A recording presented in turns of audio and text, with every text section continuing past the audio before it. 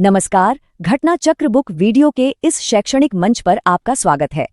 हमारा उद्देश्य है ज्ञान को सरल, स्पष्ट और सुलभ रूप में आप तक पहुंचाना। आइए आरंभ करते हैं अध्ययन और सफलता की इस यात्रा को। नमस्कार। जरा सोचिए, 1 अप्रैल 2026 से हम सब जिस तरह से अपने घर का कचरा फेंकते हैं वो हमेशा के लिए बदलने वाला है। जी हाँ, सरकार ने पूरे देश के लिए कुछ बहुत बड़े नए नियम लागू किए हैं। तो चलिए आज इस पर विस्तार से बात करते हैं और समझते हैं कि इन नए नियमों का हमारी रोजमर्रा की जिंदगी पर आखिर क्या असर पड़ने वाला है। तो सबसे पहला सवाल ये उठता है कि भाई इन नियमों की आखिर जरूरत ही क्यों पड़ी। देखिए, सच तो ये है कि भारत के जो लैंडफिल्स हैं, मतलब कचरे के जो बड़े बड़े पहाड़ बन गए हैं, वो अब अपनी सीमा तक पहुंच रहे हैं। और ये सिर्फ जगह की कमी की बात नहीं है, बल्कि ये इस बात का भी सबूत है कि हम अपने कितने कीमती संसाधनों को बस यूं ही बर्बाद कर रहे हैं। तो फिर इस बड़ी चुनौती से निपटने के लिए देश का प्लान क्या है? इसका जवाब है ठोस अपशिष्ट प्रबंधन नियम, या जिसे हम सॉलिड वेस्ट मैनेजमेंट रूल्स 2026 भी कह सकते हैं। ये एक तरह का कॉम्प्रिहेंसिव प्लान है जिसे इस समस्या को बिल्कुल जड़ से खत्म करने के लिए ही डिजाइन किया गया है। तो चलिए सबसे पहले ये समझते हैं कि आखिर ये सब क्यों हो रहा है। देखिए, सरकार ने पर्यावरण संरक्षण अधिनियम यानी एनवायरमेंट प्रोटेक्शन एक्ट 1986 के तहत इन नियमों को नोटिफाई किया है। इसका मकसद बहुत साफ है, पूरे देश के लिए कचरा मैनेजमेंट की एक यूनिफाइड स्ट्रैटेजी बनाना, ताकि हर शहर, हर गांव सब एक ही तरीके से काम करें। अब आते हैं उस हिस्से पर जो हम सबको सीधे तौर पर प्रभावित करेगा, यानी हमारे घर, क्योंकि इस पूरी नई व्यवस्था की जो नींव है वो हमारे घरों से ही शुरू हो रही है। तो चलिए देखते हैं कि अब हमें अपने कूड़े के साथ करना क्या है। तो ये जो नए नियम है, इनके तहत अब हम सबको कचरे को सोर्स पर ही, मतलब अपने घर पर ही 4 अलग-अलग हिस्सों में बांटना पड़ेगा। जी हाँ, आपने सही सुना, अब 2 नहीं बल्कि पूरे 4 तरह के डस्टबिन के लिए तैयार हो जाइए। तो सबसे पहली कैटेगरी है गीला कचरा, मतलब वो सारा कचरा जो आसानी से गल जाता है। इस कचरे का क्या होगा? इसे या तो कंपोस्टिंग करके खाद बनाई जाएगी या फिर बायोमीथेनेशन जैसी प्रोसेस से गैस बनाई जाएगी, मतलब इससे एनर्जी भी पैदा हो सकती है।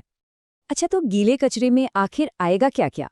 जरा अपनी किचन के बारे में सोचिए। बचा हुआ खाना, सब्जियों और फलों के छिलके, मीट और यहाँ तक कि मुरझाए हुए फूल, ये सब कुछ अब गीले कचरे में जाएगा। दूसरी कैटेगरी है सूखा कचरा। इस कचरे को रिसाइकलिंग के लिए खास सेंटरों में भेजा जाएगा, जिन्हें मटेरियल रिकवरी फैसिलिटीज या शॉर्ट में MRFs कहते हैं। वहां पर इसे और भी छांटा जाएगा और फिर दोबारा इस्तेमाल के लायक बनाया जाएगा। और सूखे कचरे के उदाहरण तो हम रोज ही देखते हैं, जैसे प्लास्टिक, कागज, मेटल, कांच, लकड़ी और रबर। ये सारी चीजें अब सूखे कचरे के तौर पर अलग रखी जाएंगी। अब आती है तीसरी और बहुत ही जरूरी कैटेगरी।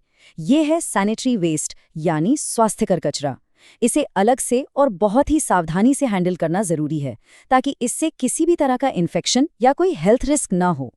इस कैटेगरी में क्या क्या आता है? इसमें आते हैं यूज किए हुए डायपर, सैनिटरी नैपकिन, टैम्पोन और कॉन्डम जैसी चीजें। और हाँ, नियमों के मुताबिक इन्हें फेंकने से पहले अच्छी तरह से किसी कागज या बैग में लपेटना कंपलसरी होगा। और अब चौथी और आखिरी कैटेगरी, ये है स्पेशल केयर वेस्ट, मतलब ऐसा कचरा जिस पर खास ध्यान देने की ज़रूरत है। इसमें वो चीज़ें आती हैं जो खतरनाक हो सकती हैं और जिन्हें इकट्ठा करने के लिए एक अलग ही सिस्टम की ज़रूरत होती है, जैसे कि पेंट के खाली डिब्बे, खराब बल्ब, मर्क्यूरी वाले पुराने थर्मामीटर और एक्सपायर हो चुकी दवाइयाँ। एक बात ध्यान में रखिएगा, इस तरह के कचरे को नॉर्मल डस्टबिन में बिल्कुल नहीं डालना है। इसे या तो ऑथराइज्ड एजेंसियां घर से कलेक्ट करेंगी या फिर हमें इसे खास कलेक्शन सेंटरों पर जाकर जमा करना होगा। अच्छा, तो ये तो हुई घरों की बात, लेकिन ये नियम सिर्फ आम लोगों तक ही सीमित नहीं है।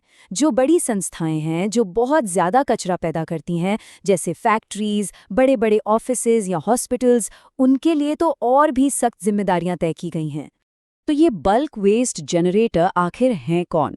देखिए, नियम के हिसाब से कोई भी ऐसी जगह जो हर दिन 100 किलो से ज्यादा सॉलिड वेस्ट पैदा करती है या फिर 40,000 लीटर से ज्यादा पानी इस्तेमाल करती है या जिसका built up area 20,000 square meter से ज्यादा है, वो इस कैटेगरी में आएगी। और इसमें कौन कौन शामिल है? इसमें सेंट्रल और स्टेट गवर्नमेंट के डिपार्टमेंट्स हैं, सरकारी कंपनियां यानी पीएसयूज हैं, बड़े बड़े कमर्शियल एस्टैब्लिशमेंट्स और हाँ, बड़ी बड़ी रेजिडेंशियल सोसाइटीज भी इसी में आती हैं। इनके लिए एक नया कॉन्सेप्ट लाया गया है जिसे कहते हैं extended bulk waste generator responsibility या EBWGR। आसान भाषा में इसका मतलब ये है कि इन बड़ी संस्थाओं को अपना गीला कचरा अपनी ही जगह पर मतलब ऑन साइट प्रोसेस करना होगा, और अगर वो ऐसा नहीं कर सकते तो उन्हें एक खास सर्टिफिकेट लेना होगा जिससे ये साबित हो कि उनका कचरा सही तरीके से मैनेज हो रहा है। तो ठीक है, हमने कचरा तो अलग अलग कर लिया, लेकिन अब इसका आगे क्या होगा? असली बदलाव अब आता है। सरकार का फोकस अब सिर्फ कचरे को कहीं फेंक देने पर नहीं, बल्कि उसे एक रिसोर्स, एक संसाधन में बदलने पर है। मतलब अब हम सच में कचरे से कंचन बनाने की दिशा में आगे बढ़ रहे हैं। और इसी कड़ी में एक बहुत जरूरी चीज है रिफ्यूज डिराइव्ड फ्यूल, या जिसे RDF कहते हैं। ये एक तरह का ईंधन है जो उस सॉलिड वेस्ट से बनता है जिसे रिसाइकल नहीं किया जा सकता, जैसे कि कुछ खास तरह के प्लास्टिक, कागज और कपड़े। इसे बनाने का प्रोसेस भी काफी सीधा साधा है। सबसे पहले इस नॉन रिसाइक्लेबल कचरे को इकट्ठा करते हैं, फिर उसे छोटे छोटे टुकड़ों में काटते हैं और फिर उसे सुखाकर उसकी सारी नमी निकाल दी जाती है। इसके बाद जो बचता है वो एक हाई कैलोरी वाला फ्यूल होता है, और बस यही है RDF। और अब ध्यान देने वाली बात यह है कि इस RDF के इस्तेमाल को जोर शोर से बढ़ावा दिया जा रहा है। सीमेंट फैक्ट्रीज जैसी बड़ी इंडस्ट्रीज के लिए ये जरूरी किया जा रहा है कि वो कोयले जैसे ट्रेडिशनल फ्यूल की जगह RDF का इस्तेमाल करें। और टारगेट क्या है? टारगेट है कि अगले 6 सालों में इसका इस्तेमाल आज के 6% से बढ़ाकर 15% तक किया जाए। देखिए, नियम बनाना तो एक बात है, लेकिन ये पक्का करना कि सब लोग इसे फॉलो भी करें, ये सबसे बड़ा चैलेंज है। तो चलिए देखते हैं कि सरकार इन नियमों को असर में लागू करवाने के लिए क्या प्लान बना रही है। इन नियमों को लागू करने के पीछे जो मेन प्रिंसिपल है वो है पल्यूटर पेज, यानी प्रदूषक भुगतान करे।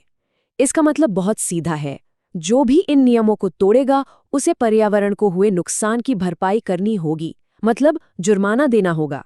और हाँ, जिम्मेदारियों को भी बिल्कुल साफ साफ बांट दिया गया है। जो लोकल बॉडीज हैं जैसे नगर पालिका, वो कचरा इकट्ठा करने, उसे अलग करने और ट्रांसपोर्ट करने के लिए जिम्मेदार होंगी। State pollution control boards online registration और मॉनिटरिंग का काम देखेंगे, और इन सबके ऊपर नजर रखने के लिए सेंटर और स्टेट लेवल पर कमेटियां बनेंगी जिन्हें CPCB यानी central pollution control board guide करेगा। तो नियम अब हमारे सामने हैं, एक साफ और डिटेल्ड प्लान भी तैयार है, लेकिन अब सबसे बड़ा सवाल ये है कि क्या हम सब मिलकर इन नियमों को सिर्फ कागजों से निकालकर एक साफ सुथरी सच्चाई में बदल पाएंगे? और इस सवाल का जवाब सिर्फ सरकार के पास नहीं है, ये हम सब के एक साथ मिलकर कोशिश करने पर निर्भर करेगा।